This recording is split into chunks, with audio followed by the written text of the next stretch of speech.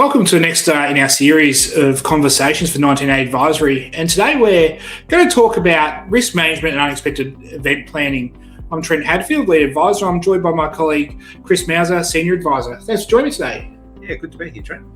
I think risk management is one of those topics where all of us, myself included a little bit, you hear it and it's as exciting as accounting, you're just about to switch off, That's it. It's one of those things you don't need it until you do. You don't need it until you do. Exactly. That's 100% right. It's one of those things, and that's exactly the point of our conversation today, is that you don't need it until you do. And it's one of those things on the agenda, when we do strategic planning for businesses and stuff, there's always an element of, hey, we need to make sure your risk management's up to date. But they don't, it's always like, yep, we'll get to it, because it's not in your day-to-day of your business. It doesn't make your beer taste better until it does. And that's probably a big thing there. So that's it. Yeah. You hope in a business that there isn't a big crisis or a risk that you actually need that risk management plan. Yeah. But the reality is something's going to happen at some point. And if you haven't really considered some of those things, how you're going to actually manage it, who's actually responsible for doing certain things, you're going to really regret that. Yeah. And I suppose my thing is that you actually get a better business for doing the process. I always talk about it's like the old maths cheat sheet. Back in high school, and back when we had handwritten notes and that, and you create a maths cheat sheet for your exams. You could go buy a cheat sheet, but it doesn't have the same value of you've put it together. So it's the actual process of going through it, which is the value. And what we tend to find is when we do these risk management plans and unexpected event planning with clients, is it makes them a stronger business because it does unearth things, weaknesses, exposures in a business. So it is a very good process in itself. Some businesses, you can go into this in a really lot of detail. The business I'm involved with is really going through a very comprehensive risk appetite statement and really looking at that risk matrix. And it really gives you a really in-depth understanding of where all of those potential challenges are in the business. And as you said, Trent, real understanding of that process really does make a big difference. Yeah, and I suppose to talk about that process a bit, anyway, well, maybe not anybody, but a lot of you have probably seen a standard risk management plan, and you'll see the risk management framework with your matrix of how likely an event is to be and what's the impact on the business and those sorts of things. Mitigation strategy and stuff. The residual impacts. And that really, once again, that should be the outcome of that planning process, the formal documentation. But it is, once again, becomes very much, if you start with that, if you go here, we'll go get the template, we've got it from another business, we've bought one online, whatever it is, you're just looking at the typical thing and you're not getting that benefit. So I like to talk a lot about unexpected event planning. And it is the whole thing of, I think it was Lyndon B. Johnson, fact check me on that, was the one that said there's known knowns, known unknowns, and unknown unknowns, right? So we can't plan for absolutely everything. Yes. But that unexpected going, what are the potential events which could happen in our business, which could have an aspect to them, and how to respond. Now, as I say, we can never cover off on every single possibility. And guaranteed, you will do all this planning, and the one time you actually have to put it into practice, it is slightly different. That's it. You won't have that specific. But you've got the categories. Yeah, so you really have to go building a framework, having those conversations. And when we run these sessions, they really are a conversational thing. Like a lot of our planning sessions, whether we're doing strategies or doing risk management, everything's about having a conversation that you draw out, what about this, what about that? Now, we've got our set questions we'll run through as part of those conversations. And I suppose, we just cover off on a few of them here of, and when we look at 19A Advisory, we work top down. So, from the start, we have that strategy, and I suppose risk management is part of the strategy, but we're talking about product. So we're going to be talking about with your business, what are the potential product issues?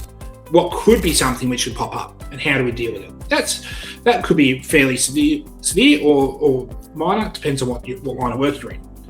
How deep with the team do you go in that? Is it usually just with the principals, or how deep into the getting teams input do you go when you're looking at having these conversations? Yeah, it really is. And depending on how deep we're going, usually we do with the management team, the business owners, and maybe the core group.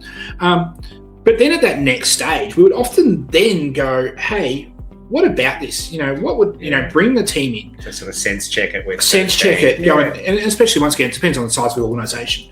Yeah. A small organisation, business owner's going to be across everything.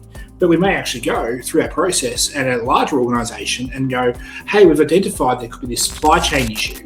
Well, we actually need to talk to whoever's responsible for the supply chain.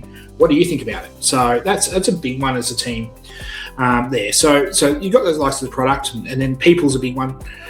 And people's probably your biggest risk in any business. Yes. And it may not be, there's the classic, what happens if a core person of the team gets hit by the proverbial bus? But then there are these other things. What if you have a little bit of a controversy? The classic AFL or whatever, the affairs, exactly. the something which becomes a reputational issue. Yes. And reputation for a lot of businesses is a pretty big thing. Yeah, absolutely. So how do we deal with those sorts of things and planning out for that? And part of that process too is having the likes of a calling tree. So knowing, and this, I don't know if you've experienced it before, but going, if an event happens which is on that more severe thing, who tells who? Who do we have to get, who filters the news throughout within your organisation? Who filters the news out outside your organisation to your customers or your suppliers if there's something which may be more of a public thing? That external spokesperson can be quite key, because it may not necessarily be the most senior person. They may not be the most comfortable or the most knowledgeable about that particular thing. Well, you've got to plan for it, because it may be that the most senior person that's the core to this plan is the one that's caught up in the controversy, or whatever it is. And another one on that controversy is really going, okay, and I'm not calling tree and understanding the communication is, who do we need to bring in externally straight away? Is it like of us, as your advisors, because we can maybe give you that sort of strategic advisory? Do you need a more formal PR agency? And the big one too is a law firm. How early do we get your lawyer on the phone? So that we can maybe have some privileged conversations, because if there is more of a legal issue, we want to be able to have some privileged conversations, and believe me, if something escalates up quickly, it really is, everything could come. Hypothetically, if there was a court review, what do we do? That's it. And some instances can have significant compliance issues as well. So cybersecurity, if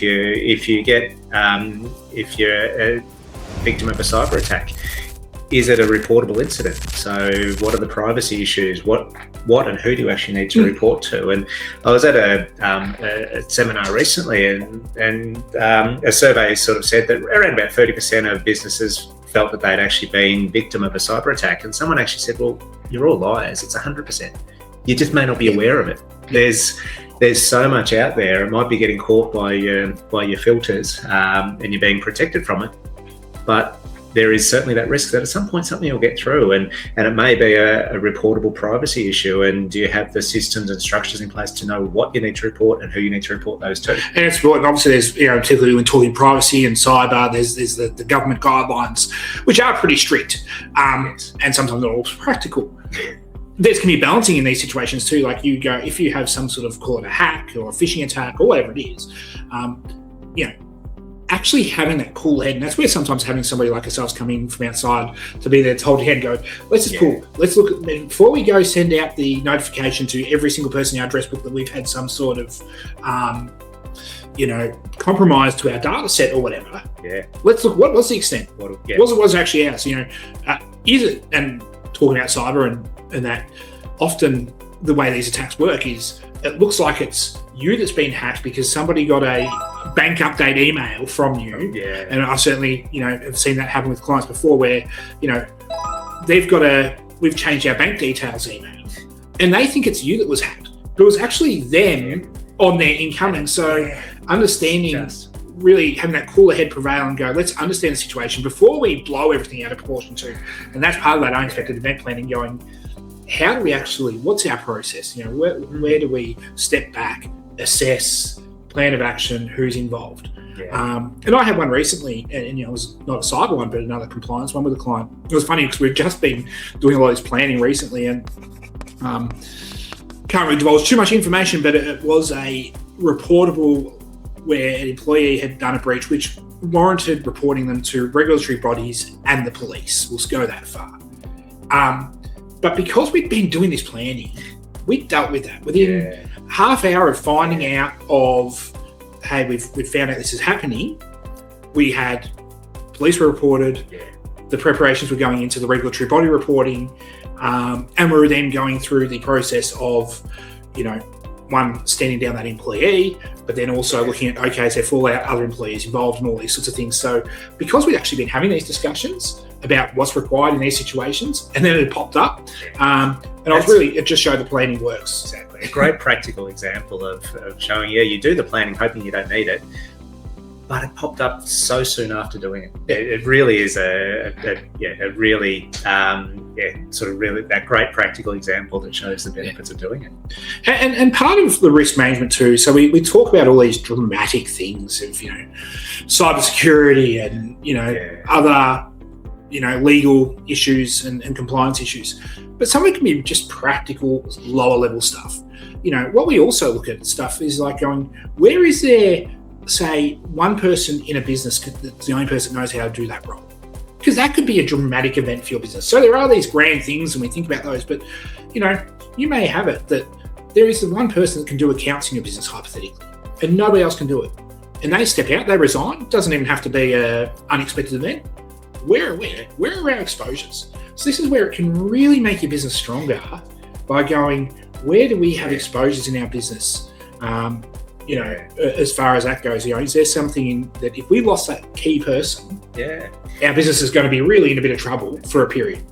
And your premises, how tight are your leases and your options on your leases? If you've got so much infrastructure built in a particular premises, I think you had a client that had an issue with not having a lease renewed. Yeah, we had that recently, probably a couple of years ago now, and a client, they'd been in the one factory setting for, I think it was around 20 years.